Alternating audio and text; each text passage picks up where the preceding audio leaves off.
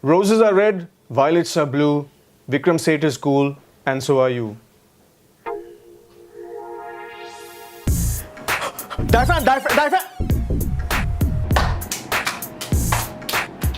Show me the money, show me the money, show me the money, show me the money.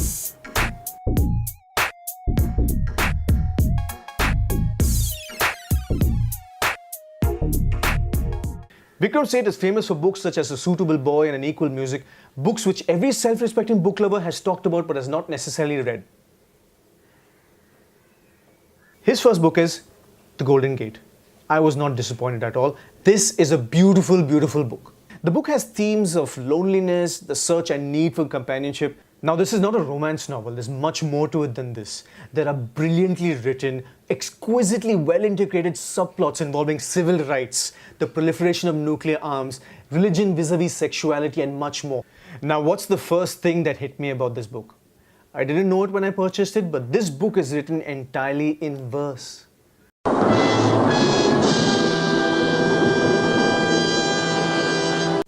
Poetry.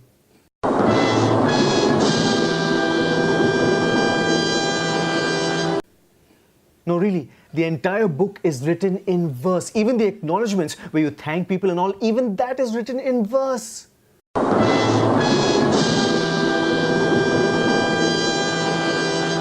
And for those of you who don't like poetry for whatever reason, there's no judgment here. This book is not at all abstract. There are no esoteric metaphors that make you stop and wonder what the heck the writer is talking about. December is the cruelest month.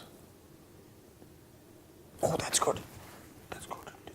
December is the cruelest month. Yeah! There is a proper story, a plot that you can follow, and one that is really, really engaging. I wanted to stay with it right till the end. I wanted to know what came next. And you know what? The plot can get really, really intense at times and even emotionally gut-wrenching because some of the scenes are so true to life. Secondly, the flow. I was able to read it in a flow like any other novel. The only difference is it's in verse. Now, don't get me wrong, I love poetry, but when I read poetry, I usually have to stop and figure out what it means or figure out what the author is trying to say. I didn't have to do that with this book. Now, I wanted to share something really exciting, something unique about the poetry form used in this book, but I'll get to that later. Now, let's talk about characters. Mr. Seth's characters are so well written, so funny and so real. You'll come across very interesting characters like boring history professors, pseudo artists, art critics, hipsters. Shout out to Bandra! Seth writes scenes so beautifully. You feel like you're an invisible guest in one of his scenes. There's an arty-farty party scene where you feel like you're actually there commenting on all the guests. There's a noisy family gathering which will remind you of all the times you spent with your family at festival time. It's textual reality. There's a lot of subtle humor, irony, and wit throughout the novel. I'm now going to take you through a small passage from the book. Now, mind you, it's not the kind of humor that's going to make you guffaw or ROTFL. What Seth does with the language, the characters, and the imagery is really, really interesting. Another small disclaimer, this is not necessarily the best example that I've chosen, largely because I had a computer crash and I lost my notes and I was worried about copyright strikes from YouTube and I didn't want to spoil the joy of you reading and discovering. So now in this passage, the character Jan hates the character Phil. Why? Because Phil divorced Jan's best friend and that wasn't a pleasant affair at all. And right now, in this passage, they find themselves in the same party, in the same room. Let's see what happens.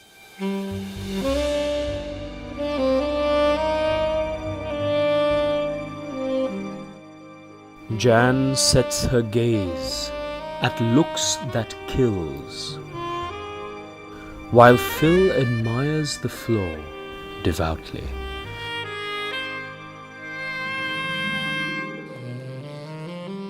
Twirling his glass like a prayer wheel, and gnaws his lip with vampire zeal. Now there's a lot happening in the scene apart from the funny situation. We get Jan's state of mind clearly because it's stated obviously, but Phil's, it's not stated but it's suggested. the twirling of the glass, the gnawing of the lips. This is Said's magic at work. Now, it's not always light and funny. No, no, no, no, no. It can get real, it can get dark and even graphic at times. In chapter 4, we find a description of a nuclear holocaust. It is terrifying. And many times during the novel, we experience a character's internal dilemmas and debates, and it can get really gut-wrenching. And then there's one of my favorite passages. It's really funny, but unsettling as hell. It involves the character Liz's cat, Charlemagne. Now, Liz has got a new boyfriend, so he's getting all the love. Charlemagne is super jealous. Vikram Seth takes us into the mind of this very sinister house cat, plotting some really dark criminal minds, dexterous, bloody stuff on the boyfriend. It's very unsettling. But don't worry, this novel is not a fantasy novel. There are no vampires and no werewolves. Now, here's another interesting thing. It's a kind of a pet topic for me about how we rage on the internet no matter what the issue. We don't step back, we don't examine someone else's argument, we don't listen, we just debate to prove a point, to win, not to listen. Not in this book. Vikram Seth's characters, no matter what their biases, always present their arguments in an articulate, reasonable and calm manner. There is moral outrage, but not the over-the-top kind that you see on social media. Watch out for the passage in which Phil presents his thoughts about sexuality vis-a-vis Christianity. There is also an amazing speech by Reverend O'Hare at a protest march. Epic stuff. Now, I know I said this book is simple to read, but this is Vikram Seth we're talking about. Ever so often I came across gems like avuncular, extirpation, senescent. I had to reach out for a dictionary many a time, but it still didn't ruin the joy of reading this book. I hope to use the word senescent before I become senescent.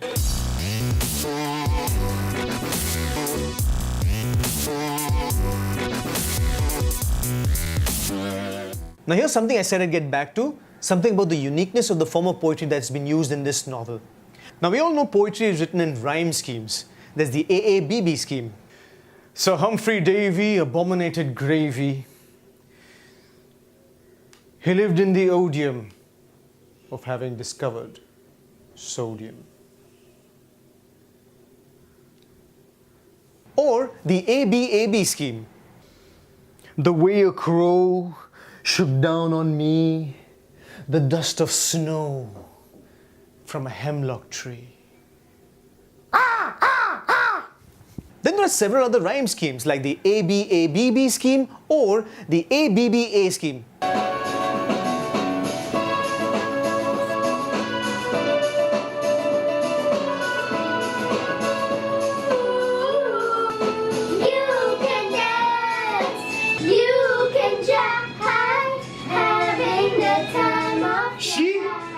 What cheesy humor!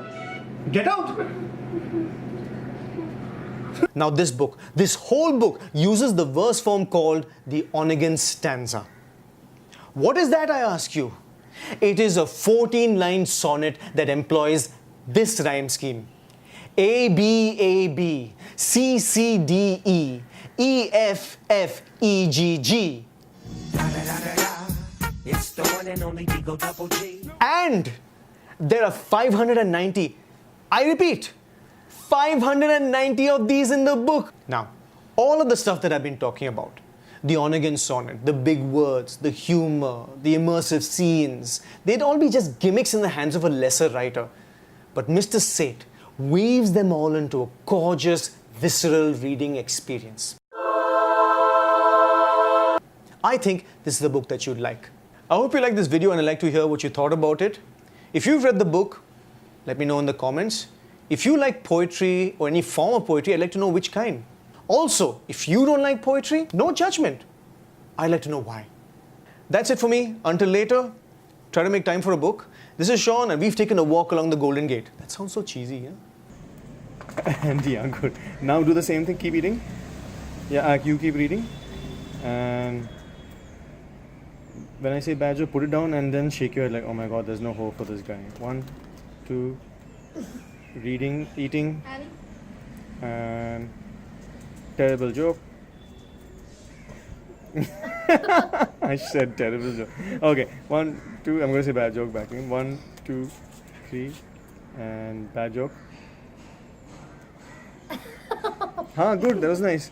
Do the head shake. I need the head shake. Like this time it's head shake. Ready? 1, 2, 3. Ready and bad joke.